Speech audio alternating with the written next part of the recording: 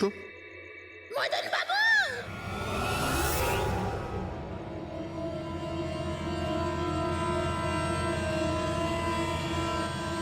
কে? দেখতে পাচ্ছেন না? আমি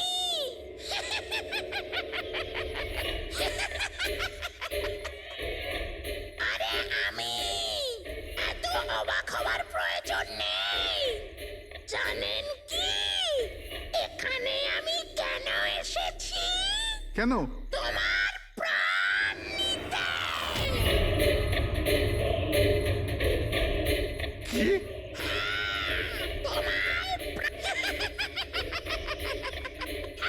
রবি, কবিতা, তাড়াতাড়ি এদিকে আসো। কি হয়েছে দাদা? কে? এ এ পুতুলটা এটা বলছে যে এ আমার প্রাণ নিয়ে নেবে। কি? হ্যাঁ দাদা, এটা একটা নির্জীব পুতুল। হ্যাঁ, ওটাই তো। তো এটা আপনার প্রাণ কি করে নেবে? দাদা, তুমি আমাদের সাথে মজা করছো? হ্যাঁ, না, তোমরা কি বলছো রবি? আমি এরকম অদ্ভুত মজা কেন করব, তাও আজকের দিনে? আরে আমি নিজে শুনেছি যে ও বললো যে ও মেরে ফেলবে এক আমাকে। মিনিট, আমি দেখছি। কি? আস্তে আস্তে রবি। শান্ত হন।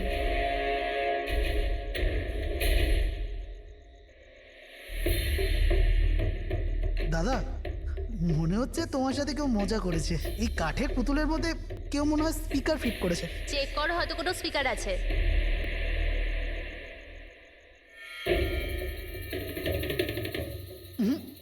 না, এখানে তো কিছু নেই। এখন কোথায় ওই পুতুলটা? কি কি করে থাকবে? আমি ওই সময় ওকে একদম ভেঙে চুরে জ্বালিয়ে দিয়েছি, শেষ করে দিয়েছি। হুমকি দিচ্ছিল আমাকে। ওকে আমি কিভাবে এমনি ছেড়ে দিতাম? আপনি কি সত্যিই দেখেছিলেন? হ্যাঁ, আমি মদনবাবু, এটা হতে পারে যে আপনি কোনো স্বপ্ন টপ্ন দেখেছিলেন। না, আমি দেখেছিলাম ও একলা। আমি আর একবার নয়, এরকম আমার সাথে বেশ কিছুদিন পর। আমার মনে হয় মদন বাবুকে মারার সব থেকে ভালো উপায় এই যে ওনার বুকে ছুরি ঢুকিয়ে দিয়ে। এতে তো পুরো মেঝে রক্তে খারাপ হয়ে যাবে। সবচেয়ে বেস্ট উপায় হলো মদনবাবুকে বিষ দেওয়া হোক। এ একটা কাজ করা যাক, কেননা ওনার গলায় টিপে দেওয়া যাক। তো আপনি বলে দিন মদনবাবু, আপনি কিভাবে আপনার মৃত্যু হওয়া পছন্দ করেন? এ, মদন বাবু, কোথায় যাচ্ছেন?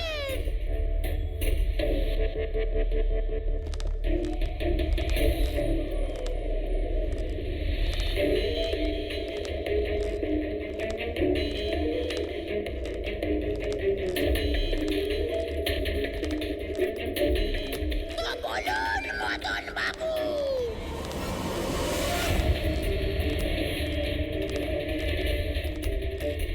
কিভাবে আপনি মরতে চান? বলুন মদন বাবু।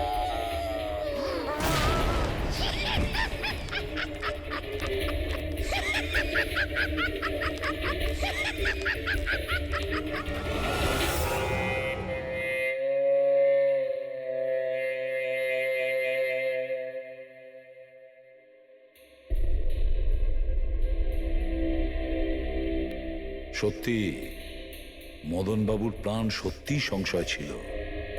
উনি সত্যিই বলছিলেন, কোনো ভ্রম ছিল না। এর মানে স্যার, মদন বাবুর খুন এই পুতুলটা করেছে? কি যে বাজে কথা বলো না। পুতুল আবার খুন করতে পারে নাকি? তাহলে স্যার, খুনটা করলো কে? সেই ফেডরিক, যে কাঠের পুতুলের খেলাটা ভালো করে জানে। যখন আমরা এখানে এসেছিলাম তখন এই পুতুলটার হাতে এই ছুরি ছিল। সমস্ত প্রমাণ তো এর দিকেই আঙুল তুলছে। তাহলে খুন এই করেছে। দাদা, দাদা, প্লিজ প্লিজ। দাদা, স্যার, এই পুতুলটা খুন করেনি। এক মিনিট, আপনারা কে? স্যার আমি কবিতা, ওনার স্ত্রী, আর ইনি মদন দা, ওনার বড় ভাই। উনি হলো রবি। তাহলে আপনারা এতক্ষণ কোথায় ছিলেন, কি করছিলেন? স্যার আজ আমাদের ম্যারেজ অ্যানিভার্সারি, সেজন্য আমরা বাইরে ডিনার করতে গেছিলাম। আমরা মদন দাকেও বলেছিলাম সাথে যেতে, কিন্তু উনি বারণ করে দিলেন। আর এইসব আপনি বলছেন যে মদনবাবুর খুন এই পুতুল করেনি? হ্যাঁ স্যার, এই পুতুলটা খুন করেনি। আপনি কি জানেন খুনিকে? আমার পুরো বিশ্বাস ওনার খুন সাদুল করেছে। উনি উনি ওনার উপর বদলা নিতে চেয়েছিলেন। আচ্ছা, যার কথা বলছেন সে কে? কিসের প্রতিশোধ নিতে চাইছে? সাদুল একজন ভেন্টাকলিস্টার ভয়েস ওভার আর্টিস্ট ছিল। মদনদা আর রবির বড়দা অঙ্কুশদার ছোটবেলার বন্ধু। অঙ্কুশদা ছোটবেলা থেকেই সাদুলকে খুব ভালোবাসতো। যখন উনি দেখলেন সাদুল জীবনে কত ঠোকর খাচ্ছেন, তো 5 বছর আগে উনি নিজের বাড়িটা সাদুলকে দিয়ে দিলেন, যাতে উনি ওনার থিয়েটার গ্রুপ চালাতে পারেন। যদি ওরা কোনোদিন অঙ্কুশদাকে ভাড়ার টাকা দিতে পারেনি, কিন্তু অঙ্কুশদার এই নিয়ে কোনোদিনই কোনো দুশ্চিন্তা হয়নি, কারণ উনি জানতেন যে এই কলাতে অত পয়সা পাওয়া যায় না।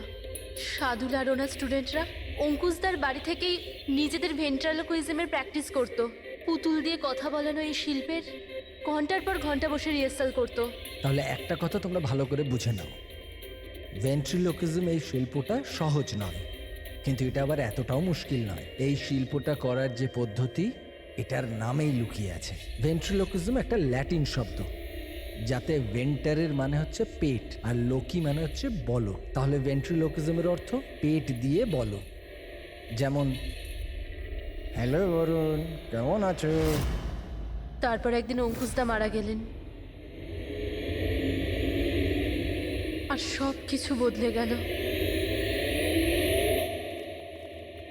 কারা? আরে আরে আরে আপনারা কি আরে করছেন? আরে কি হলো? আপনারা কে?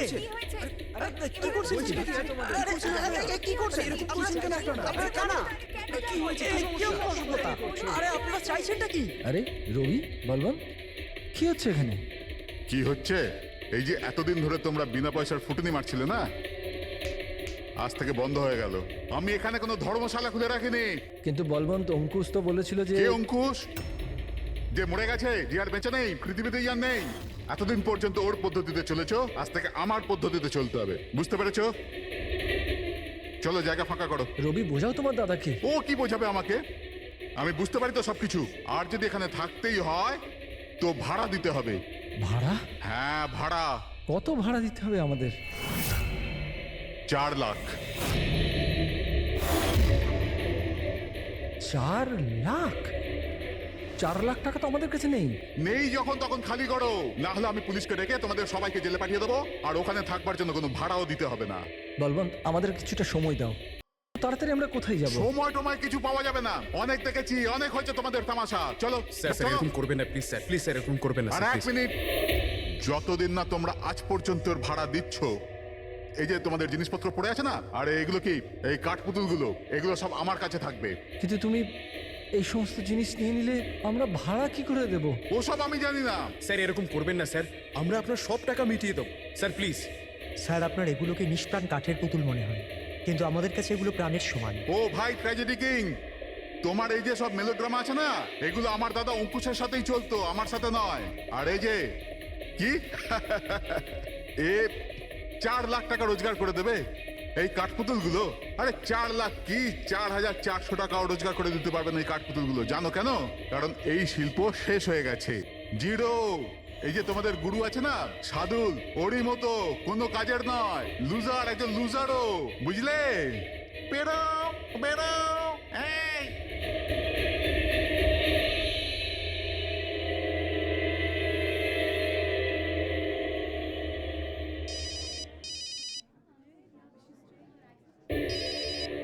এও না। কে দাদা? আবার কে? সাদুল বারবার আমাকে এভাবে ফোন করে হুমকি দিচ্ছে। আমি দেখছি। হ্যালো। আমি আসছি তোকে মারতে। এবার তোর জীবন কিছুদিনের অতিথি মাত্র। হ্যালো দাদা, আমার মনে হয় আমাদের পুলিশ স্টেশনে যাওয়া উচিত।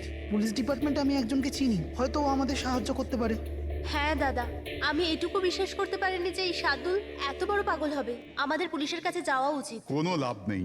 এই সাদুল নিজের মোবাইল থেকে ফোন করছে না, কোনো ল্যান্ডলাইন নাম্বার থেকে করছে। Landline number? আমি খোঁজ নিচ্ছি নাম্বারটা কোথাকার।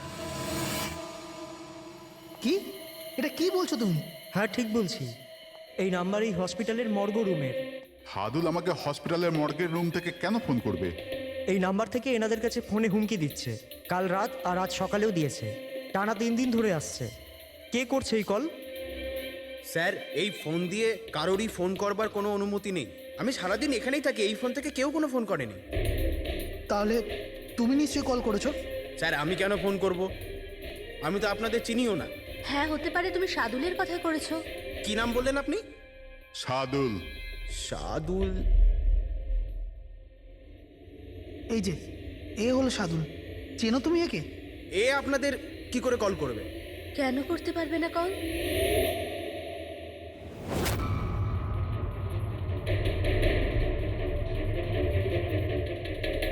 এ কিভাবে হয়ে গেল? সাদুল 3 দিন আগে ইনি মারা গেছেন, তাহলে ইনি ফোন কি করে করবেন? কিন্তু এর মৃত্যু হলো কিভাবে? ইনি ড্রিঙ্ক করেছিলেন, একটা গাড়ি এনাকে উড়িয়ে দিয়ে চলে গেছে, ওখানে ওনার মৃত্যু হয়। যদি ও এখানে মরে পড়ে আছে, তো আমাকে হুমকি দিয়ে ফোন কে করছে?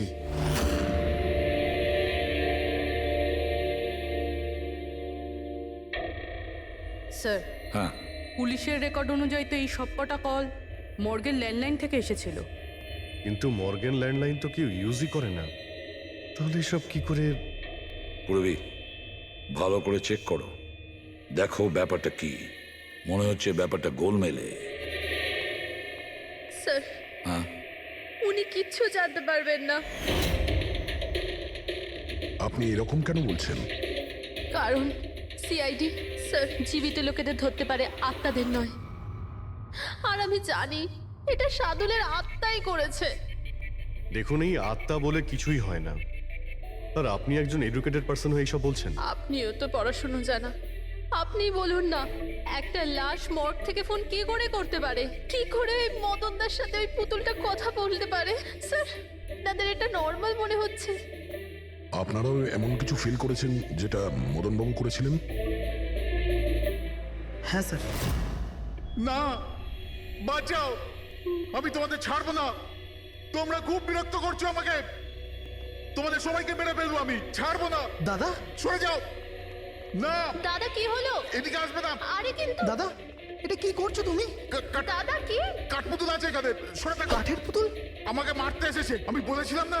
দাদা, 1 মিনিট দাদা, এটা কি করছো তুমি?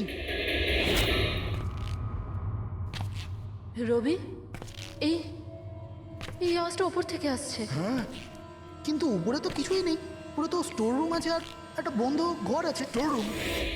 হ্যাঁ, ওই স্টোর রুমের মধ্যেই তো আমি সমস্ত কাঠপুতুলগুলো একটা বড় বাক্সের মধ্যে তালা লাগিয়ে বন্ধ করে রেখেছি। কাঠের পুতুল? ওগুলো সব বাইরে চলে এসছে কিভাবে?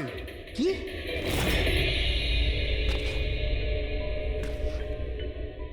দাদা, তুমি তুমি ভয় পেও না, এসো উপরে এসো। রবি, কিন্তু চলো আস্তে আস্তে সামলে।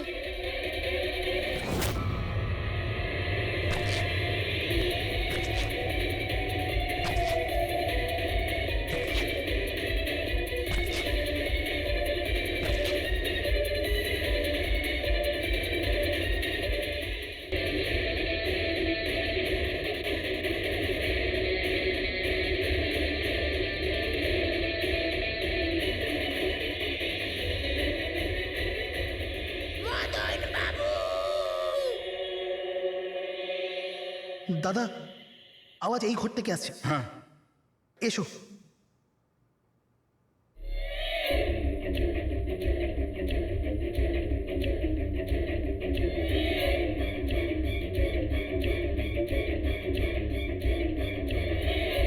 মদন বাবু,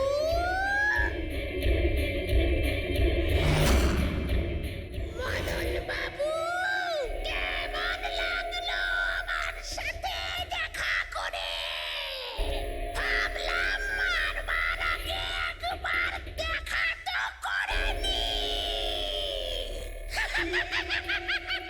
আমি ভেবেছিলাম না কথা বলে।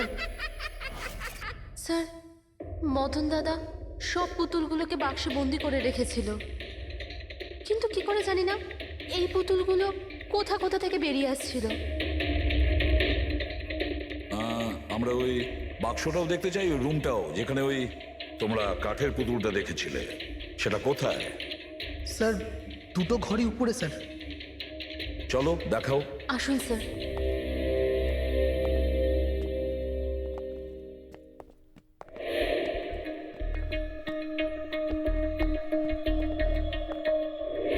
স্যার পায়ের আওয়াজটা আমরা করিডোরে শুনেছিলাম, আর ওই পুতুলটা আমরা এখানে এখানে দেখেছিলাম স্যার।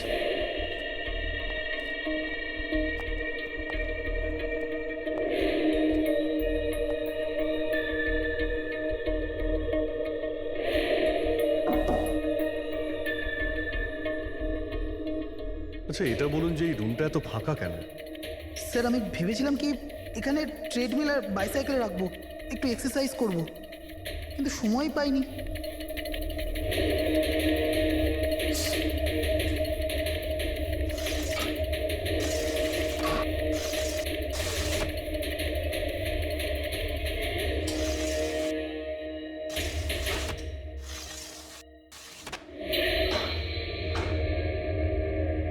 স্যার, এটা তো বন্ধই হচ্ছে না।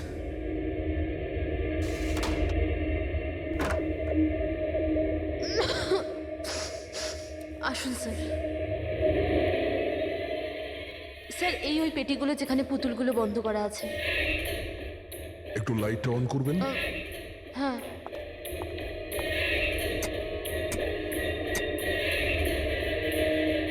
স্যার এই ঘরটা অনেক দিন ধরে বন্ধ আছে, তো মনে হয় বাল্বটা খারাপ হয়ে গেছে।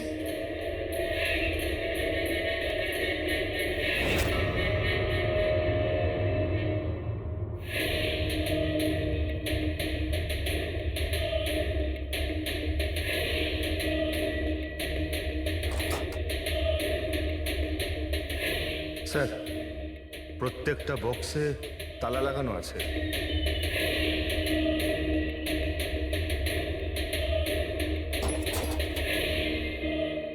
কিন্তু এই তালাটা শক্তপোক্ত নয়, যে কেউ একে খুব সহজেই খুলতে পারে।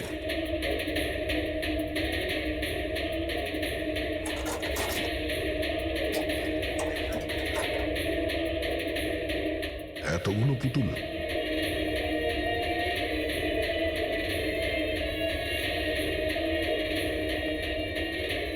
দেখি একটু এতে কোনো মেকানিজম করা নেই তো? স্যার আমি আপনাকে বলছি তো, এরা কথা বলে না। স্যার নিশ্চয়ই সাদুলের আত্মা এসে এদের কথা বলায়।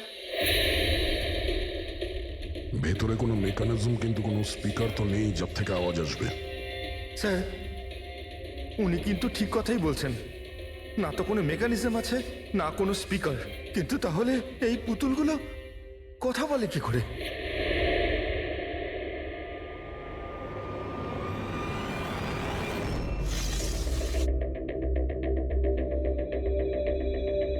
লকটা কি খারাপ? লোকটা খারাপ স্যার, এখান থেকে তো সহজেই কেউ ভিতরে ঢুকতে পারে, সিঁড়িও রয়েছে আর পাইপও রয়েছে, যে কেউ সহজেই ঢুকতে পারে।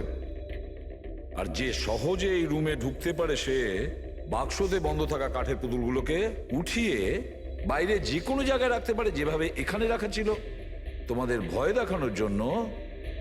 স্যার মানে মানে এটা কোনো আত্মা নয়। আরে ওই আত্মার কথা ছাড়ো তো, আত্মা হয়ই না। এটা সেই হতে পারে এই বাড়ির প্রত্যেকটা কোণা সে চেনে, প্রত্যেকটা কোণা। আর তাছাড়াও কাঠের পুতুলের ব্যাপারেও খুব ভালো মতো জানে। আর এরা হতে পারে সাদুলের স্টুডেন্ট। সাদুলের স্টুডেন্ট খোঁজ নিয়ে দেখতে হবে যে সাদুলের স্টুডেন্টস এই মুহূর্তে কোথায় আছে আর কি করছে। হাই, আমার নাম হলো ফ্রিডা। আমার নাম দীপেশ। আমার নাম হলো তরুণ। আর আমার নাম লোচন।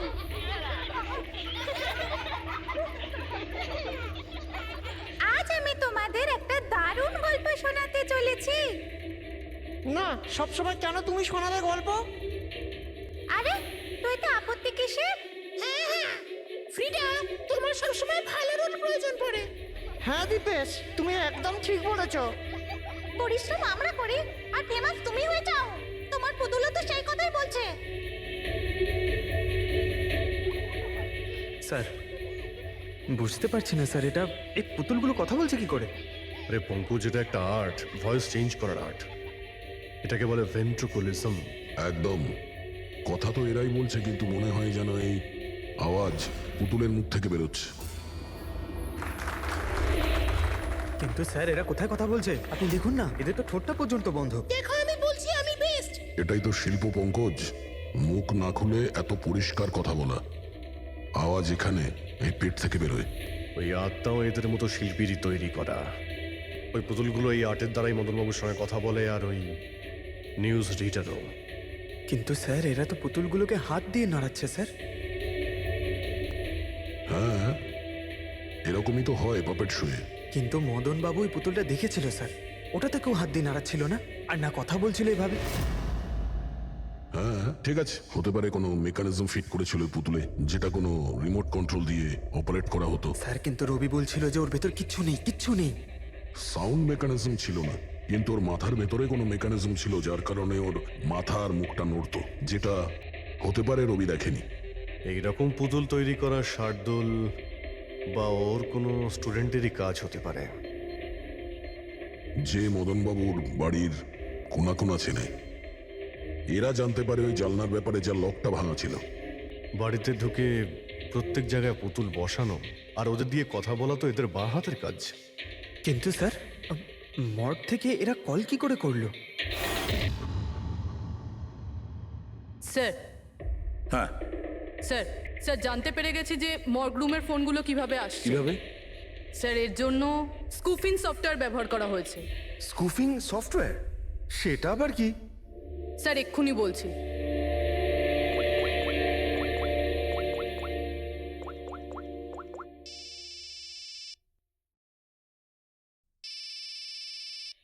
কি যন্ত্রণা! আমার ওয়াইফকে এখনই ফোন করতে হলো। হ্যাঁ স্যার, আমি কারেন্টের বিলটা দিতে না আবার ভুলে গেছি। মনে হয় লাইনটা কেটে দিয়ে গেছে। আমাকে বকবে বলেই ফোনটা করেছে। ফোনটা তোলা ঠিক হবে? ধরো, যাও তাড়াতাড়ি কথা বলে নাও। হ্যালো, হ্যাঁ আমি বাড়ি ফেরার সময় কারেন্টের বিলটা দিয়ে বাড়ি যাবো। রেডি স্যার, এইবার কারেন্ট কেটেই যাবে। আরে পুরবি, তুমি ফোন করেছিলে? কিন্তু এটা তো আমার ওয়াইফের ফোন নাম্বার। পুরবি, এটা করলে কি করে? স্যার এটাই তো এই সফটওয়্যারের বিশেষত্ব। ফোন যেখান থেকেই করো, নাম্বার সেটাই দেখাবে যেটা আপনি চাইবেন। কিন্তু পুরবি, তুমি এই সফটওয়্যারটা পেলে কোথা থেকে? স্যার সাইবার ইউনিট থেকে নিয়েছি।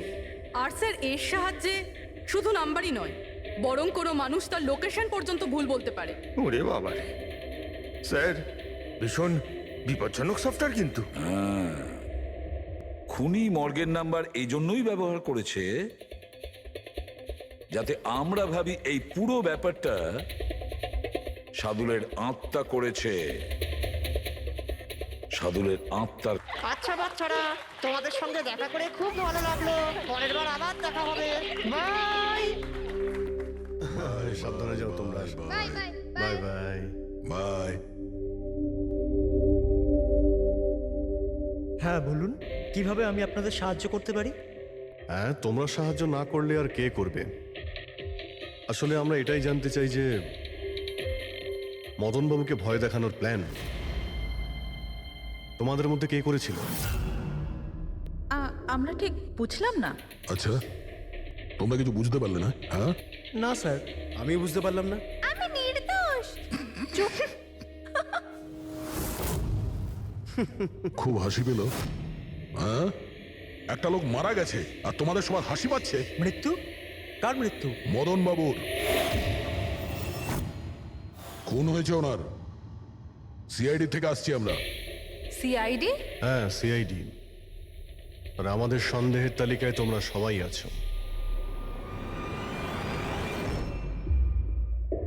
কাল তোমরা কোথায় ছিলে?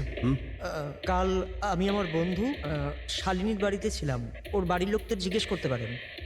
আর তুমি কোথায় ছিলে? স্যার আমরা লোচন আর আমি একটা শোয়ের জন্য গিয়েছিলাম পুনেতে, আজ সকালেই ফিরেছি। পুনা কিসে গিয়েছিলে পুনায়? ক্যাব বুক করে আমার কাছে ইনফরমেশন আছে, আপনি চাইলে দেখতে পারেন। এই দেখুন। কি ব্যাপার, এত ঘামছো কেন তুমি? হ্যাঁ, কাল রাতে তুমি কোথায় ছিলে?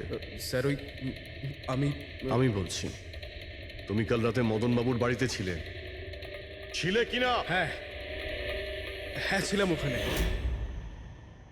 কিন্তু আমি কাউকে মারিনি। তাহলে ওখানে কি করতে গিয়েছিলে? হ্যাঁ স্যার আমি তো শুধু মদনকে শিক্ষা দিতে চেয়েছিলাম, যেটাও সাদুল স্যারের সাথে করেছে, খুব খারাপ করেছে। আর হ্যাঁ, আমাদের মাঝে আজ যে সাদুল স্যার নেই তার একটাই কারণ, সে হচ্ছে মদন।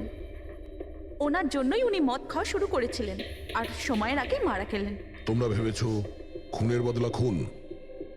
না না স্যার, আমরা শুধু ওনাকে ভয় দেখাতে চেয়েছিলাম। গৌরবের প্ল্যান ছিল এটা। হ্যাঁ স্যার, গৌরবই কালকে রাতে আমাকে ফোন করে ডাকে, ওই 11:30 12টার আশেপাশে, কিন্তু আমি একটু লেট হয়ে যাই আর 12:30টায় গিয়ে পৌঁছাই।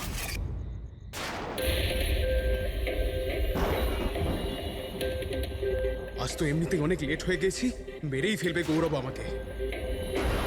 চলে গেছে হয়তো ভিতরে, এবার ওকে ইশারা কি করে করবো?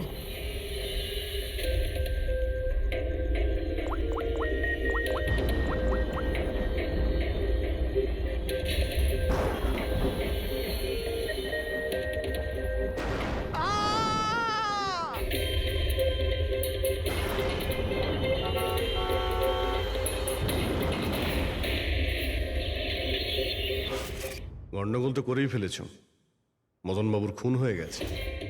স্যার আমার এই খুনের সাথে কোনো রকম সম্পর্ক নেই। আর গৌরবের? স্যার এটা তো গৌরবই বলতে পারবে, তাই না? ঠিক আছে, গৌরবকে ডাকো। কোথায় ও? গৌরব তো এখন গোয়াতে আছে। গোয়া? গোয়াতে কেন? স্যার এটা জানি না। ওকে কিন্তু বাঁচানোর চেষ্টা করবে না, নাহলে তুমি ফেসে যাবে, বুঝেছো? না স্যার, এরকম ব্যাপার নয়। কালকে রাতে যখন ওকে আমি ফোন করি তখন ওর ফোন বন্ধ ছিল। আজকে সকালে মেসেজ আসে আমার কাছে। মেসেজ দেখাও তো। স্যার কাল রাত্রে যেটা হয়েছিল সেটা হওয়ার কথা নয়। আমি গোয়া পৌঁছে গেছি কিছুদিন গা ঢাকা দেওয়ার জন্য। কিন্তু এ গোয়াতে কখন পৌঁছলো আর কিভাবে? যখন আমরা ক্রাইম সিনে পৌঁছেছিলাম তখন তো ও ওখানে ছিল না। হ্যাঁ, যদি আমরা এটাও ভেবে নিই যে যখন আমরা ওখানে পৌঁছলাম তার ঠিক আগে ও ওখান থেকে বেরিয়ে গেছে, তাহলে ও গোয়া কি করে পৌঁছবে? খুন হয়েছিল রাত 1টার সময় আর তারপরে আমরা ওখানে পৌঁছেছি। ফ্লাইট নেই গোয়া যাওয়ার জন্য। স্যার হতে পারে ফ্লাইটে না গিয়ে বাসে বা গাড়ি করে গেছে হয়তো। না পঙ্কজ, ড্রাইভ করে গোয়া পৌঁছতে মিনিমাম 12 ঘন্টা লাগে, আর এই মেসেজটা এসছে সকাল 9টার সময়। মানে গোয়া পৌঁছানোর আগেই ও মেসেজ করে দিয়েছে যে ও গোয়া পৌঁছে গেছে। পঙ্কজ, খোঁজ নিয়ে দেখো যে গৌরবের ফোনের লাস্ট লোকেশন কোথায় দেখাচ্ছে। তুমি গৌরবের নাম্বারটা দাও। আচ্ছা ঠিক আছে, থ্যাংক ইউ স্যার। স্যার গৌরবের শেষ লোকেশন ছিল ওই মদনবাবুর বাড়ি, আর কাল রাত 11:30টার সময় ওর মোবাইল বন্ধ হয়েছে। 11:30? Hello, thank you sir. Gaurav নামের কোনো ব্যক্তি গোয়ার কোনো ফ্লাইটেই ছিল না, না আজকে সকালে না কাল রাতে। আর তাছাড়া স্যার একে কোনো এয়ারপোর্টে সিসিটিভি ফুটেজেই দেখা যায়নি। মানে আমাদের সন্দেহ একদম ঠিক, গৌরব এখানেই আছে। তাহলে ও বা অন্য কেউ ওর ফোন থেকে এই মেসেজটা পাঠিয়েছে যে ও গোয়া চলে গেছে। কিন্তু স্যার কেউ এরকমটা করবে কেন? সেটা তো আমি জানি না ফ্রেডি, কিন্তু একটা কথা আমি বুঝতে পারছি না, গৌরব তো চাইলে যে কোনো সময় মদনবাবুকে মারতে পারতো। এসব নাটক করার কি প্রয়োজন ছিল? আর ওরা 4 জন এই কাঠপুতুলের খেলাটাই বা কেন খেলছিল? আর ও যদি মদনবাবুকে মেরেই থাকে তাহলে ওর 4 জন বন্ধুকে কেনই বা বললো না? সন্দেহটা আমার এইখানে। এর একটাই কারণ বস, হতে পারে গৌরবকে তাড়াহুড়োতে মদনবাবুকে মারতে হচ্ছে যখন ও ধরা পড়ে যায়, আর না হলে খুনি গৌরব না অন্য কেউ। স্যার খুনি যদি অন্য কেউ হবে তাহলে এই গৌরব কোথায়? হতে পারে খুনি গৌরবকে মেরে গায়েব করে দিয়েছে, আর আমাদের সামনে এমন প্রমাণ ফেলে দিয়েছে যে আমাদের মনে হয় যে ও পালিয়ে বেড়াচ্ছে, গোয়াতে আছে ও। এই লোকটা ভাঙা রয়েছে। এই জানলা দিয়ে গৌরব আর ওর বন্ধুরা ভিতরে আসতো আর মদনবাবুকে ভয় দেখাতো। আর এই গৌরব কাল রাতে এখানে এসেছিল, তারপর থেকেই গায়েব হয়ে গেছে। তাহলে হতে পারে ওর সঙ্গে যা হয়েছে এখানেই হয়েছে। কিন্তু ওর সাথে যদি এখানে কিছু হয়ে থাকে তাহলে কিছু না কিছু তো ট্রেসেস পাওয়া উচিত। তাহলে একবার টেস্ট করে দেখা যাক। রবি, স্যার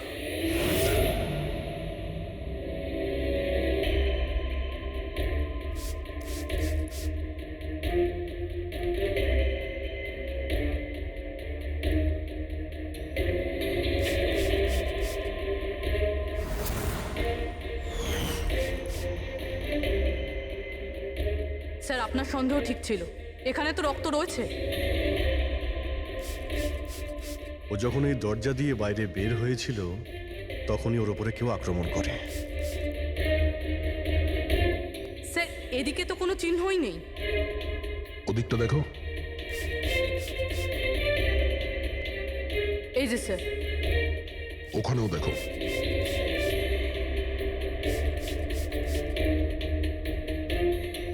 ও, তার মানে হামলা করার পর গৌরবকে টেনে হিচড়ে স্টোর রুমের কাছে নিয়ে আসা হয়েছে।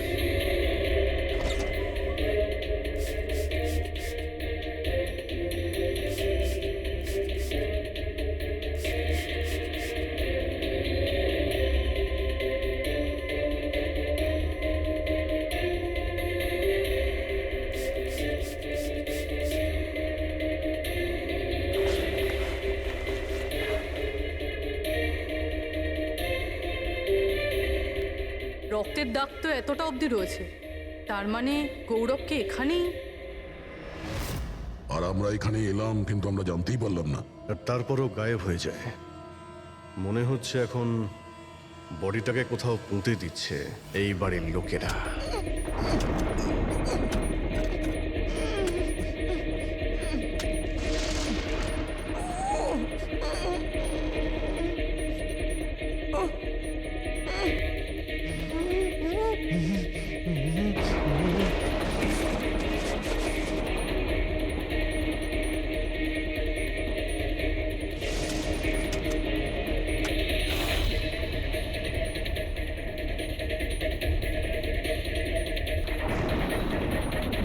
সিআইডি?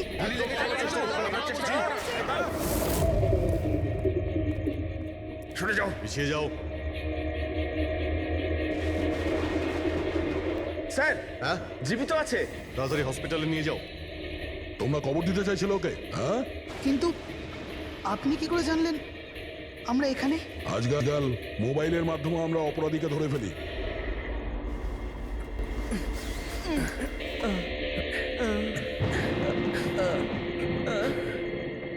চলো তাড়াতাড়ি নিয়ে যাও ওকে। চলে এসো।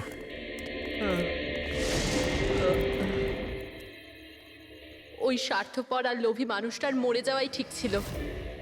অঙ্কুশদা মারা যাওয়ার পর মদনদা নিজেই সব প্রপার্টি দখল করতে চেয়েছিল। আমরা কি পেতাম? লবণঙ্কা।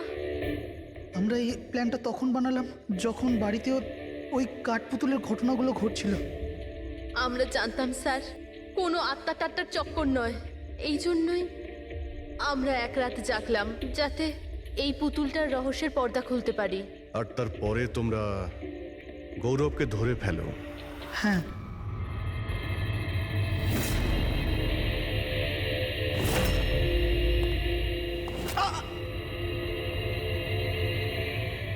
গৌরবের থেকে সব সত্যিটা জানার পর আমরা ভাবলাম যে ওর ওই কাঠপুতুলের খেলার সুযোগ নিয়ে আমরা আমরা মদন দাদাকে মারতে পারি। আর সেই কারণে গৌরবের ওপর হামলা করে ওকে বাক্সে ঢুকিয়ে দিয়েছো, আর তারপর মদন বাবুকে খুন করে আমাদের বোকা বানাতে চেষ্টা করেছো।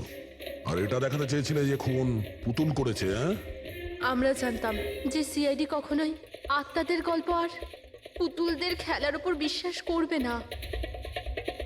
আর আপনারা সোজা সন্দেহ করবেন সাধুলের স্টুডেন্টদের, বিশেষ করে গৌরবের ওপর। আর আমাদের মিসলিড করার জন্য গোয়ার ওই মেসেজ পাঠিয়ে দিলে। হ্যাঁ, আমরা ভেবেছিলাম যে আপনারা সারা জীবন ধরে গৌরবকে এখানে ওখানে খুঁজতে থাকবেন আর আমরা ওকে মেরে এখানে পুঁতে দেবো। টাকার জন্য তোমরা নিজের দাদাকে মেরে ফেলেছো। কি করবে এই টাকা নিয়ে? আর না এখন এই টাকা তোমাদের জেলে যাওয়ার থেকে বাঁচাতে পারবে, আর না ফাঁসির দড়ি থেকে।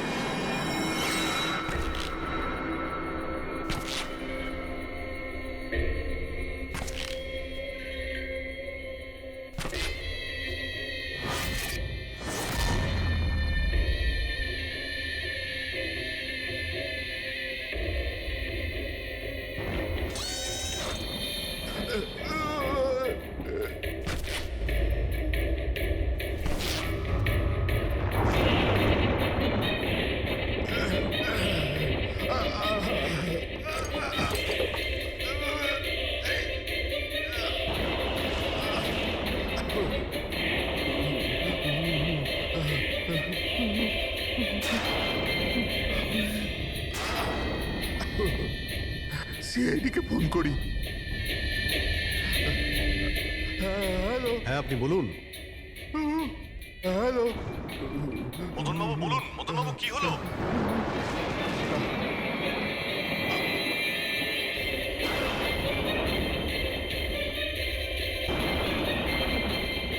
না না,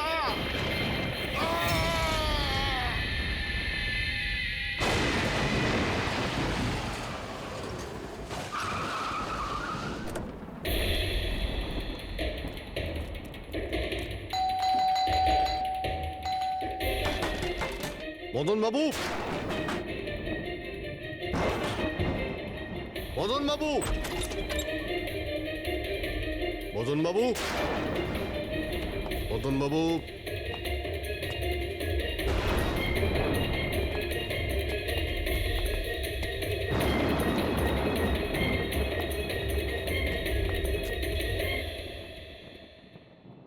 দয়া,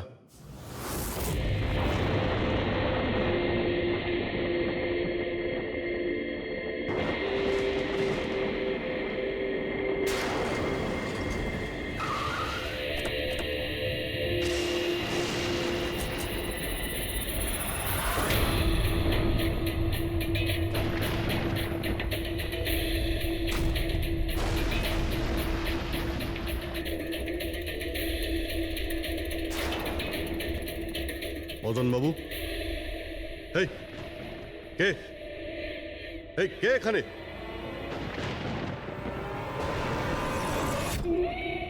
এটা কি?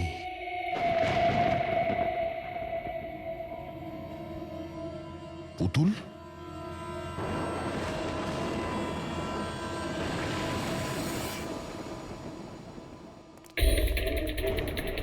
অভিজিৎ, স্যার, আমরা দেরি করে ফেলেছি।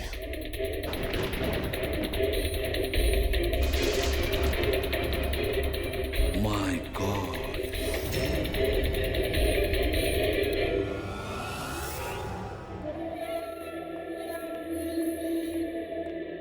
এই নিন।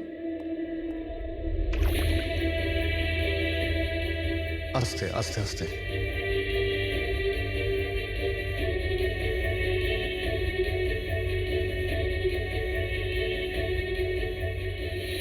মদন বাবু, আপনি ঠিক আছেন তো? কেন, কি হয়েছে আপনার? কেউ আছে যে আমাকে প্রাণে মারতে চায়? কে? ও আমার আশেপাশেই আছে। আমাকে কখনো একলা ছাড়ে না। হয়তো এখনো আমাকে দেখছে, শুনছে। দেখুন মদন বাবু, একদম চিন্তা করবেন না, আপনার কিচ্ছু হবে না, আমরা আছি না। মদনবাবু, আপনি কার কথা বলছেন? কে কে আপনাকে বিরক্ত করছে? পুতুল, কাঠের পুতুল। কাঠের পুতুল? হ্যাঁ, না মানে ওটা ওরকম নয়, যারা কথা বলতে পারে না, অন্যের ইশারায় নাচে। এই কাঠপুতুলগুলো কথা বলে, কথা বলতে পারে, নিজেরা চলে চলে ফিরে বেড়ায়।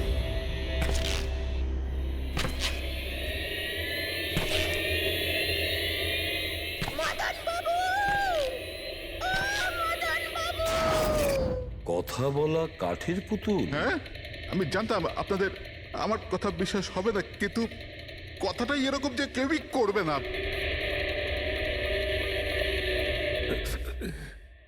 স্যার, আপনি এরকম কোনো পুতুলের ব্যাপারে শুনেছেন কখনো? না। জানেন কিছুদিন আগে আমার সাথে কি হয়েছিল?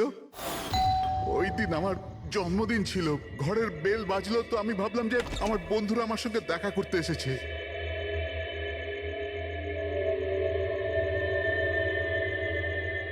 এত রাত্রে কে বেল বাজালো? অদ্ভুত